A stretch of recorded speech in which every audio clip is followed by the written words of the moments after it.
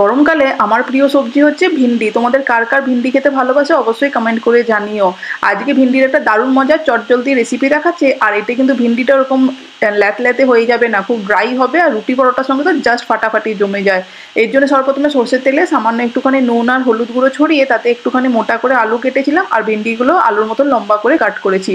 Medium high ফ্লেমে ভিন্ডি আর আলুটাকে বেশ 2 থেকে 3 মিনিটের জন্য হালকা একটু সটে করে নিলাম, একটু ভাজা ভাজা হতে তুলে সাইডে রেখে দিলাম।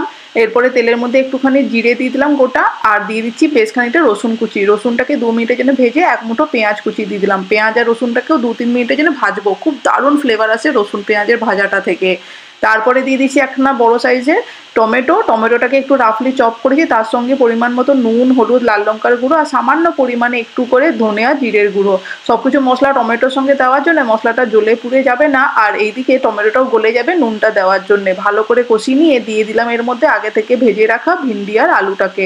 ভিন্ডি আলুটাকে দিয়ে ভালো করে নেড়ে চেড়ে কষিয়ে নিয়ে 1/4 কাপ উষ্ণ গরম জল দিয়ে এটাকে এবারে রান্না করবো যতক্ষণ না আলু আর ভিন্ডিটা সেদ্ধ হয়ে যায়। সেদ্ধ হয়ে এলে দেখো খুব সুন্দর কিন্তু জলটাকেও আমি শুকিয়ে দিয়েছি, আর ভিন্ডি থেকে একটু কিন্তু এরকম রসরসে ভাব নেই, একদম ড্রাইও হয়ে গেছে আমাদের তরকারিটা। এই ভিন্ডি রেসিপিটা একবার এইভাবে ট্রাই করে দেখো, রুটি পরোটার সঙ্গে ফাটিলা গ্যারেন্টি দিয়ে বলছি। তাহলে কেমন লাগলো অবশ্যই কমেন্ট করে জানিও। Thank you.